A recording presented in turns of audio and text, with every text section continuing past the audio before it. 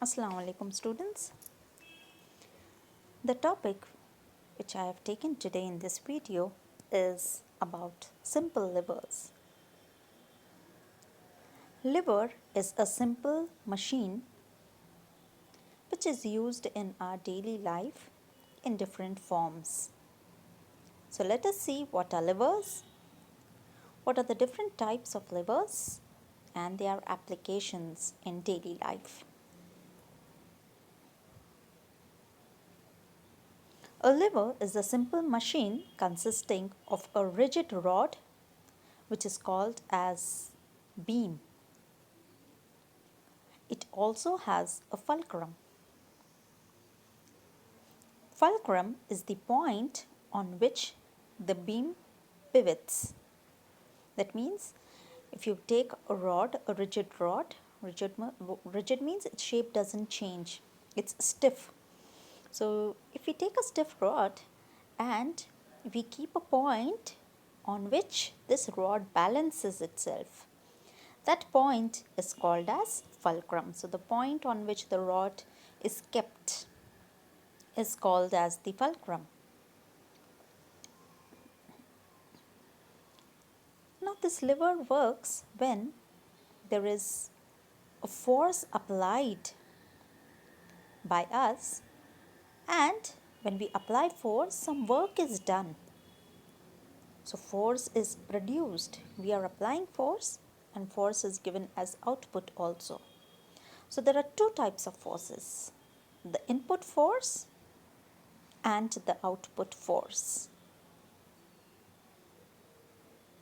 The input force is called as effort or weight because we are applying it, so it's our effort, the effort made by the man. He's giving that force on the object, so it's the input force.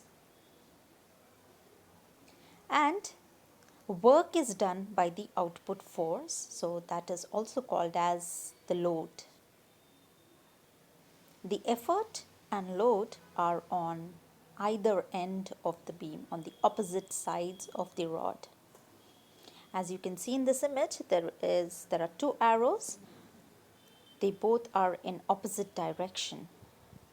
So here the fulcrum is in the center, and if you apply force in the downward direction as it's shown with the red arrow, the work done, the force produced will be in the opposite direction to the other end shown by the blue arrow.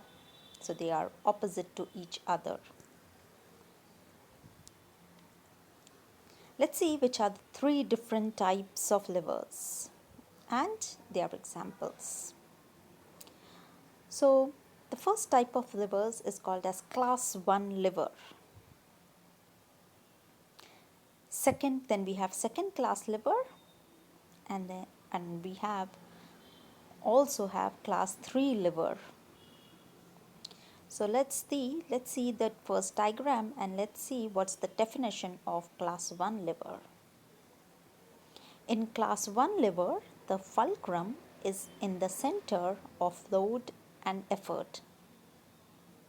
So the order of class 1 liver can be represented as load, fulcrum and effort, or effort, fulcrum and load. So effort, first we put the effort, the fulcrum is in the center and the load can be lifted from the other end. So this is how we can describe the class 1 liver. Class 2 liver and class 3 liver, they are same in terms of fulcrum. So if you see the images, second and the third image, the fulcrum is in the corner. In class 2 liver, the fulcrum is to the left corner, while in class 3 liver, the fulcrum is again at the end, it's to the right.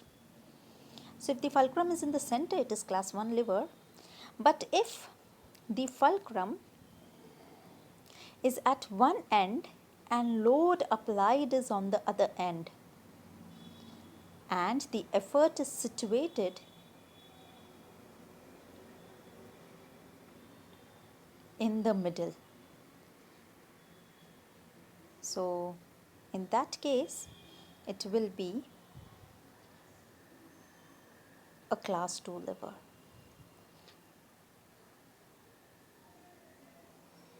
In class 3 lever, fulcrum is at the one end and load is at the other end. So that will be class 3 lever, where you have effort in the center. So the order of class 1 lever is effort fulcrum load, class 2 is effort load fulcrum, while class 3 lever is fulcrum effort load. In case of class 3 levers, we have to apply more energy to displace the weight to a longer distance. So we need more force for using class 3 levers.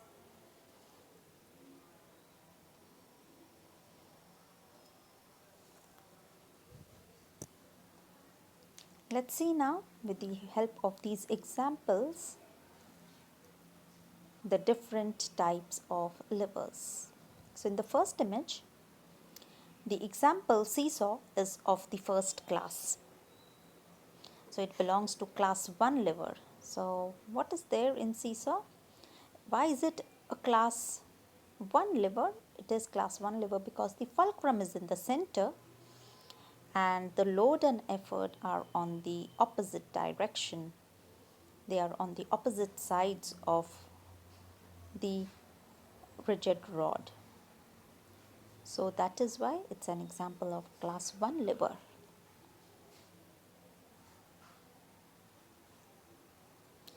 In the second image, you have fulcrum at the corner. So it's an image of a wheelbarrow where you have fulcrum in the corner and input force is called as the effort. The effort is again on the other side of the fulcrum, while the load, the output force, means the load is in the center. So the order effort, load and fulcrum is the order of class 2 lever. So wheelbarrow is an example of class 2 lever. In the third image, the fulcrum is again in the corner and on the opposite side of the fulcrum is the load, that is the output force. And the input force in this is in the center. So if the order is load, effort and fulcrum, then it belongs to class 3 lever. Let's see a few more examples of class 1, class 2 and class 3 levers. They are also called as first class levers, second class levers and third class levers. So in the first image, it's a scissor. So in the scissor, the fulcrum is in the center, and when we use a scissor, we apply effort to we put fingers in the holes where effort is written, as you can see it in the image. So we are applying the force there, the input force, that is the effort, to left, and work is done, the output force is to the right. So here it is, the order is effort fulcrum load, so it belongs to class 1 lever. In the second image, there is a hammer, but here the hammer is used to remove a nail. Actually, if we use a hammer to push something, to push a nail, let's say to push a nail in a wall, then it will be an example of class 3 lever. But here, the hammer is not used to push a nail. It is used to pull a nail outside a piece, okay, from a specific area. So here, the fulcrum is again in the center and the effort and load are on the opposite sides and in opposite direction. So if you need to remove the nail upwards, you have to apply force, that is the effort, in its opposite direction. So this is a hammer used for removing a nail, is an example of first class lever. In the third image of the wheelbarrow, we have discussed it already. Let us again quickly see it. The order effort, load and fulcrum is the order of second class lever, and that is what is shown in the wheelbarrow. Let's see the next fourth image. It's a nutcracker. In the nutcracker, the fulcrum is again on the extreme right hand side. And effort, that means the input force when we apply, when we want to crack the nut, we have to apply effort to left. And the force, that is the work done, the output force, load, is in the center. So when the load is in the center, effort and fulcrum are on both the other ends, then it's an example of second class lever. And the last image is the image of our muscles, work done by our muscles, that is by our hand. So here our elbow is the fulcrum, because we can move our hand with the help of our elbow. So here fulcrum is in one corner here, while effort and load. So after fulcrum is the effort, and then if we are lifting anything through our muscles, the load is at the end. So if the order is load, effort and fulcrum, then it's an example of third class lever. So if you see the actual definition or how to describe the first class lever, in first class lever the fulcrum is found between the load and the applied force. So this is the simplest one, that the fulcrum is in the center and effort and load are on the opposite direction, okay, and they are on the either side of the fulcrum.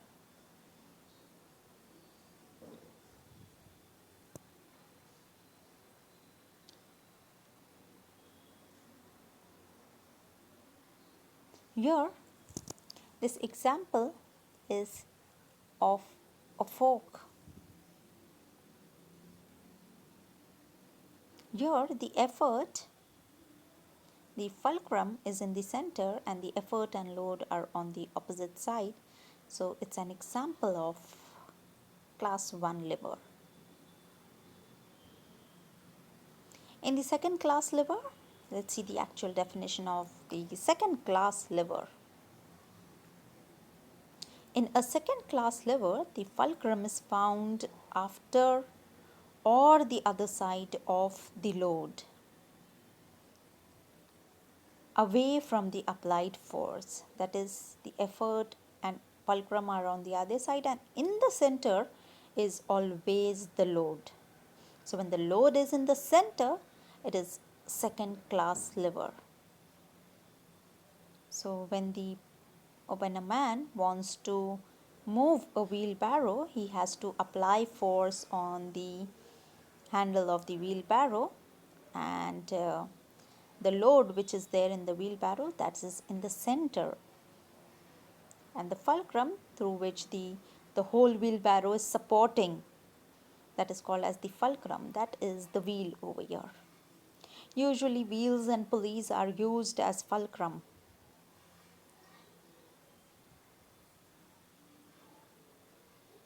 Another example of second class lever which is used in our daily life is that of a bottle opener. Wheelbarrow we have already seen. In a bottle opener also, fulcrum is at the one end and effort is on the other opposite end, and the load is in the center. So when we are opening the bottle, we use the central part of the bottle opener, and effort is on the opposite side, fulcrum and effort. And when we apply force, the input force is given, the output force is in the opposite direction, and the bottle gets opened in the opposite direction of that to the effort.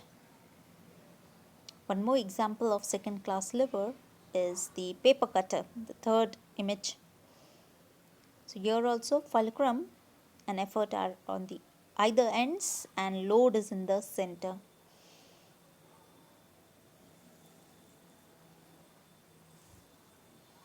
Let's see the definition of the third class lever. In a third class lever, the fulcrum is found or situated before or in front of the applied force. So if the effort, what is the applied force? Applied force means the effort. So if the effort is in the center, load and fulcrum is on the either side, then it's an example of third class lever.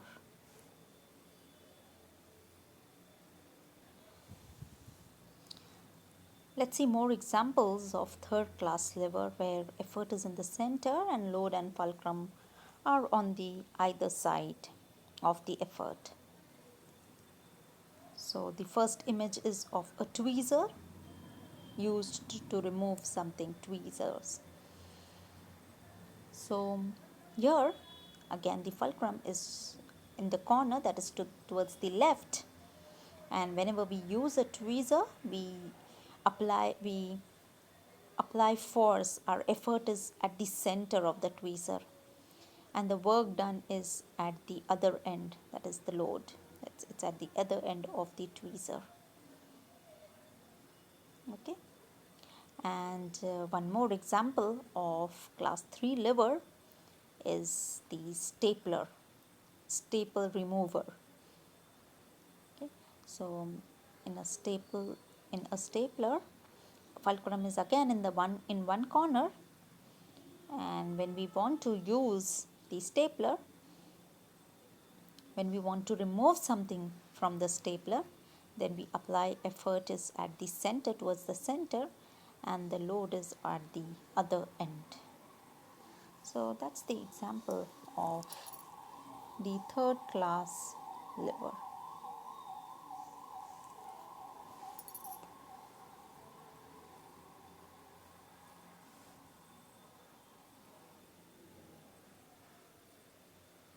Let's see a few more examples of third class levers. So third class levers are the ones where effort is at the center and the pivot, that is the fulcrum, is in the corner. Third class levers are speed multipliers. Means when we use a third class lever, our work gets easier. Okay. The daily life examples of third class levers are tennis racket, then the tongs, hammer, the broom, hammered here to push a nail inside the wool, not for pulling. If you are using it for pulling a nail outside a wood, it's an example of class 1 lever. But here, hammer means hammer is used to push a nail inside a wall. So that's an example of third class lever. A broom, a fishing rod is also an example of third class lever. Then a spring loaded mouse trap. And when we are kicking a football, then also our legs shows the example of third class lever. So we are having in our daily life, we are having third type of fulcrum in our hand also, where the elbow is the fulcrum, and it's in our legs also. Third class levers, the leg represents the third class lever, where the ankle is our fulcrum, and we can do work of kicking a ball with our leg. So it's an example of class 3 lever. So if I quickly go through all three types of levers. The three types of levers. In class 1 lever, the fulcrum is in the center, load and effort are on the either side. In class 2 lever, the load is in the center and fulcrum and effort are on the opposite side. And in class 3 lever, the effort is in the center and load and fulcrum are on the either side. A lever is a simple machine consisting of a rigid rod and a fulcrum. Fulcrum is the point on which the beam pivots. The input force is called as the effort, and the output force is called as the load. Thank you.